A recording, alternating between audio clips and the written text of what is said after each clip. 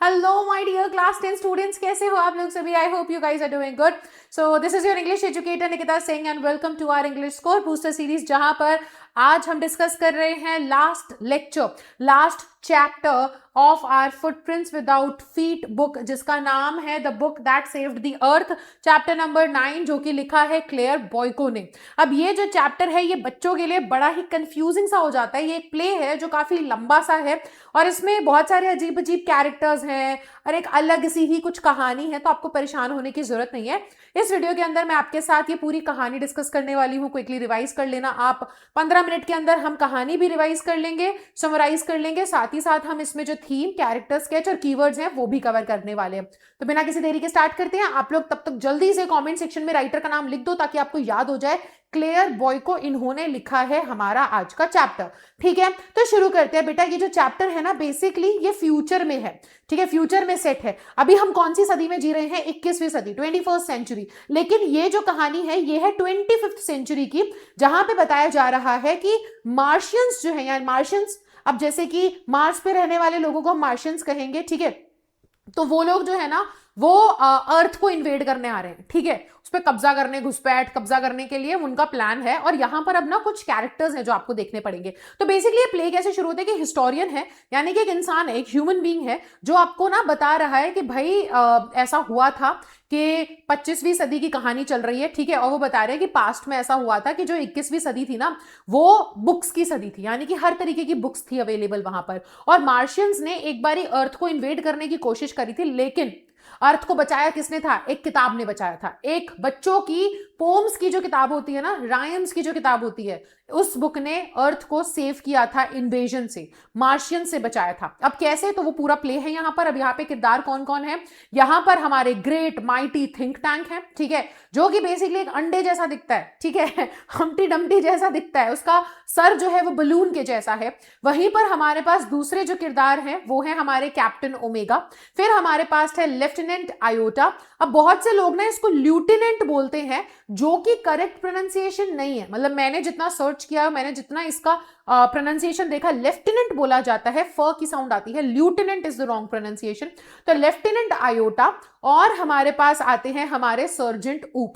तो ये कुछ लोग हैं। ठीक है, और नूडल भी है यहाँ पर, थिंक टैंक का एक तरीके से आप असिस्टेंट मान के चलो, वो होता है। तो अब ये जो थिंक टैंक है ना, ये अपने आप को समझता है कि भाई मैं तो बहुत ही ज्यादा, मैं माइटी, मैं ग्रेट, मैं सबसे ज्यादा इंटेलिजेंट हूं और मेरे जितना इंटेलिजेंट कोई है ही नहीं। उसे अपनी तारीफ सुनना बड़ा पसंद है, एरोगेंट सा है ये। ठीक है, तो अब होता क्या है कि वो ना स्टार्टिंग में, अब जैसे नूडल, जैसे कोई राजा महाराजा आते हैं तो होता है ना बा अदब होशियार, तो वैसे ही नूडल क्या है, उसकी एकदम तारीफें करने लग जाता है कि हमारे जो है ये हमारे ग्रेट थिंक टैंक है, जो कि कमांडर इन चीफ है मार्शियंस के। ठीक है, तो अब नूडल जो है, नूडल तो उसकी तारीफ करता है, लेकिन अब यहाँ पे थिंक टैंक बोलता है कि नहीं नहीं, तुमने अच्छी तारीफ नहीं करी, और तारीफ करो। तो अब नूडल उसकी और तारीफ करता है। अब हमारा जो थिंक टैंक है उसकी एरोगेंस हमें यहीं से नजर आ जाती है। अगर आप लोगों ने देखा हो ना, तो स्नो वाइट मूवी में जो स्टोरी है उसमें ना एक लेडी होती है, ठीक है, जो विलन है, वो एक शीशे को देख के बोलती है कि mirror mirror on the wall tell me who is the prettiest of them all, यानी कि सबसे ज्यादा खूबसूरत कौन है बताओ। तो मिरर बोलता है कि नहीं आप ही हो। तो वैसा ही हमारा जो थिंक टैंक है वो एक मिरर से पूछता है कि mirror mirror in my hand, right, और वो बोलते हैं कि बताओ सबसे स्मार्टेस्ट कौन है। तो मिरर बोलता है कि आप हो। तो अब यहां पर ना इसी समय उसकी एरोगेंस नजर आती है, और वो अब नूडल को बोलता है कि यार हमने वो प्लान कर रखा था ना कि हमें अर्थ में अटैक करना है, तो आज ही इन्वेजन करेंगे। ठीक है, और जल्दी जल्दी सब लोगों को प्रिपेयर कर लो। तो अब इनकी जो टीम है वो जाती है अर्थ पे, और वो कहां लैंड करते हैं? वो लोग लैंड करते हैं एक लाइब्रेरी में। अब इन लोगों को मालूम नहीं लाइब्रेरी होती क्या है, इन्होंने बुक्स वगैरह कभी देखी नहीं है, इनको कुछ अंदाजा नहीं है कि बुक्स क्या होती हैं। अब ये लाइब्रेरी में आते तो इनको लगता है यार ये लगे क्या चीज हो सकती है, ये कोई स्टोर रूम होगा, यहाँ पे चीजें स्टोर करते होंगे। ठीक है, तो उन्हें ना वहां पे बुक मिलती है। अब वो समझ नहीं पाते कि ये क्या चीज है, तो वो सोचते हैं कि भाई हमारे तो सबसे ज्यादा जो होशियार हैं वो तो थिंक टैंक है, उन्हीं से बात कर लेते हैं, उन्हीं से पूछ लेते हैं। एक्चुअल में सबसे होशियार नूडल होता है, जो अपने दिमाग का इस्तेमाल करता है, जो इन सब में सबसे ज्यादा होशियार है, लेकिन ना वो बूस्ट नहीं करता, वो अपने बारे में बोस्ट, सॉरी, अपनी अपनी इतनी तारीफें नहीं मारता। ठीक है, तो अब होता क्या है कि वो सटली ना, थिंक टैंक बहुत उल्टे सीधे बातें करता है, लेकिन उसे, और नूडल को पता भी होता है कि ये कुछ भी बोल रहा है, लेकिन थिंक टैंक को वो सीधा नहीं बोलता, वो सटल तरीके से उसकी इज्जत रखते हुए, उसका ऑरा मेंटेन करते हुए उसको करेक्ट कर देता है। तो अब होता क्या है कि वो लोग सोचते हैं कि अरे क्या है बुक, हमें समझ में तो आ नहीं रहा है क्या है, थिंक टैंक से पूछते हैं। तो वो थिंक टैंक के पास फोन मिलाते हैं और बोलते हैं कि सर ये ना एक कोई तो चीज है, हमें समझ नहीं आ रही है, आपको पता होगा, आप तो इतने समझदार हैं, इतने होशियार हैं, आप जानते होगे क्या है। तो वो दिखाते हैं कि सर ये हमें बुक मिली है। तो अब होता क्या है कि थिंक टैंक थोड़ा सोचने के बाद बोलते हैं कि अरे ये तो एक सैंडविच है ना, इसको खाते हैं, ये अर्थलिंग्स जो होते हैं ना, ये थोड़े बेवकूफ लोग हैं और ये इसको खाते हैं, ये सैंडविच है। देखो ये जो है ना, दो ब्रेड होती है, दो ब्रेड के बीच में फिलिंग होती है, तो ये जो व्हाइट व्हाइट तुम्हें नजर आ रही है, ये फिलिंग है और ये सैंडविच है, इसे खा के देखो। तो होता क्या है कि अब बोला जाता है कैप्टन ओमेगा को कि ओमेगा खा के देखो। ओमेगा बोलता है कि नहीं नहीं सर मैं नहीं, अब वो है ना हमारी लेफ्टिनेंट आयोटा, वो खाएंगी। अब आयोटा बोलती है कि अरे सर सार्जेंट ऊप के होते मैं कैसे खा सकती हूँ, वो खाएंगे। अभी एक दूसरे पे बात टाल देते हैं। अब ऊप बेचारा फंस जाता है, उसे खानी पड़ती है, वो थिंक टैंक की बात को मतलब टाल नहीं सकता, तो वो बेचारा खाता है जैसे तैसे, और वो बोलते कि सर ये तो बहुत बेकार है, इसका टेस्ट तो बहुत बेकार है, तो मिट्टी मिट्टी सा एकदम मतलब फीका फीका सा, अजीब सा, रफ रफ सा है, बहुत ही ड्राई सा है, ये बहुत बेकार है टेस्ट में। तो अब यहाँ पे नूडल ना बोलता है कि सर मेरे को लगता है खाने की चीज नहीं है, ये कम्युनिकेट करने की चीज है, इससे ना शायद अर्थ के जो ये पृथ्वीवासी हैं ये कम्युनिकेट करते होंगे।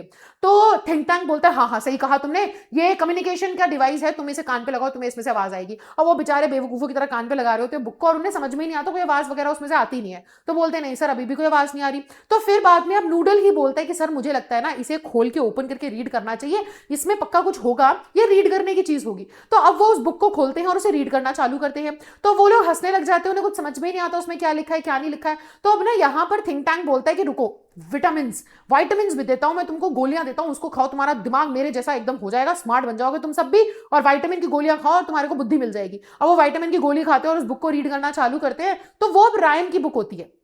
अब राइम्स तो आप जानते हो, हमने बचपन में जो राइम्स सुनी थी वो सारी की सारी, यार लिटरल ट्रांसलेशन तो उसका हो नहीं सकता ना, जैसे हम बोलते हैं रिंग रिंग रोजेस, तो इसके अंदर अब लिटरल ट्रांसलेशन आप इसका कर नहीं सकते हो, है ना। Twinkle twinkle little star how I wonder what you are, अब इसका आप एकदम से लिटरल ट्रांसलेशन नहीं करोगे, उसका मीनिंग कुछ और होता है, लेकिन इनको इतना तो पता नहीं होता, अभी उसका लिटरल ट्रांसलेशन करने लग जाते हैं। तो ये दो अलग अलग पोम्स को पढ़ते हैं, दो अलग अलग राइम्स को पढ़ते हैं, और इनको उसका मतलब समझ में नहीं आता और ये हंसने लग जाते हैं। तो थिंक टैंक बोलता है कि अरे बुद्धू, हंसने की बात नहीं है, यहां से समझ में आ रहा है कि ये जो अर्थ के वासी है ना, ये पृथ्वीवासी बहुत ज्यादा एडवांस हो चुके हैं, इन्होंने तो शायद एक कोड हैक कर लिया है, इन्हें तो कुछ तो समझ में आ गया है कि कैसे बॉम्ब्स वगैरह को ग्रो किया जा सकता है आउट ऑफ सॉइल वगैरह में से, कैसे उगा सकते हैं, ये लोग सीख चुके हैं। तो हमें ना थोड़ा समझना चाहिए, शायद हमें इन्वेजन नहीं करना चाहिए, हमें इसे पोस्टपोन कर देना चाहिए। अब लास्ट में होता क्या है कि लास्ट में वो एक नई राइम पढ़ते हैं जो कि हम्टी डम्टी होती है। Humpty dumpty sat on a wall, humpty dumpty had a great fall, और the king horses all the king men, तो ये जो पूरी राइम आपने सुन रखी होगी ये पढ़ते हैं। अब राइम के अंदर ना पिक्चर्स भी दी होती हैं भाई,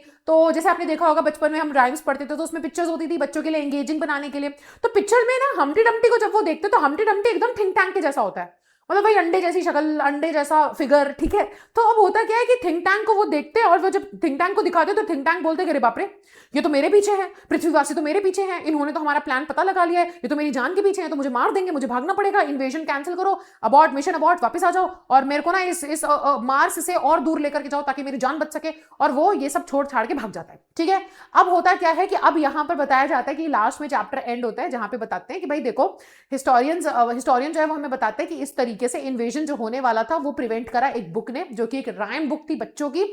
और बाद में फिर वो बताते हैं कि अब हुआ क्या कि वो लोग ना बाद में अब एक नया राजा, क्योंकि अब वो थिंक टैंक भाग चुका था, एक नया राजा, एक कमांडर इन चीफ आ चुका है जो कि नूडल है, ठीक है, जो कि स्मार्ट था और वो अकलमंद है, होशियार है, वो थिंक टैंक के जैसा नहीं है एरोगेंट और अपनी बड़ी बड़ी बातें है, लेकिन बड़ा पाव खाते उसे कुछ अकल ही नहीं है, ठीक है, वैसा नहीं था। नूडल के पास दिमाग था। नूडल अब बन चुका है हमारा कमांडर इन चीफ, और वो जो है वो पृथ्वीवासियों के साथ एक अच्छा कनेक्शन बनाता है, वो लोग एक लाइब्रेरी सेटअप करते हैं मार्स में, और इस तरीके से हमारा चैप्टर खत्म हो जाता है। तो ये है एक बेसिक कहानी जो कि, ठीक है, पूरे चैप्टर में आपको समझाई गई है। अब हम मेजर इंपॉर्टेंट चीज पर आते हैं, आप इसको रीड भी कर सकते हो। और हाँ, टेलीग्राम पे सारी पीडीएफ अवेलेबल हैं, अगर अभी तक आपको नहीं मिली है पीडीएफ तो आप टेलीग्राम पे जाओ, वहां पे सारी कंपाइल्ड पीडीएफ, एक पीडीएफ है जिसमें सारे चैप्टर्स के नोट्स एक साथ मैंने कंपाइल कर दिए हैं, तो उसको जाकर के डाउनलोड कर लो।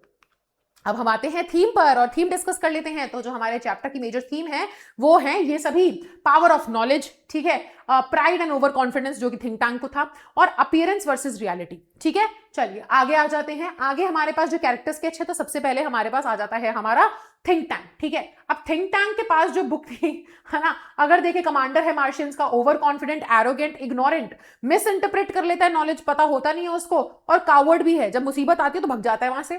फिर हमारे पास आता है हमारा नूडल। नूडल जो है, नूडल के बारे में अगर देखें तो नूडल लेफ्टिनेंट है, मतलब बेसिकली थिंक टैंक का लेफ्टिनेंट असिस्टेंट कह सकते हो, ठीक है। इंटेलिजेंट है, लॉजिकल थिंकर है, काम एंड ऑब्जर्वेंट है, एंड क्वेश्चन करता है थिंक टैंक के आइडियाज को। थिंक टैंक जो भी बोलता है ना उसको क्वेश्चन तो करता है, लेकिन बहुत सटल तरीके से, एकदम उसका विद्रोह सामने से नहीं कर देता कि आप गलत कह रहे हो, उसे करेक्ट कर देता है चुपके से कि उसकी बेइज्जती भी ना हो थिंक टैंक की, ठीक है। तो अब कुछ कीवर्ड्स जो इंपॉर्टेंट होंगे आंसर्स में जो आप मेंशन करोगे वो ये होंगे बेटा, setting based keywords, 25th century, space, Mars, earth, historical narration, right, post, plot related, ये पूरा प्लॉट है, ठीक है, इससे रिलेटेड अगर क्वेश्चन आएगा तो। अब वैसे अगर हम देखें तो ना इस चैप्टर से पिछले सालों में तो मैं क्या ही कहूं, मतलब इस चैप्टर से क्वेश्चन आता ही नहीं है, आया ही नहीं है इस चैप्टर से क्वेश्चन।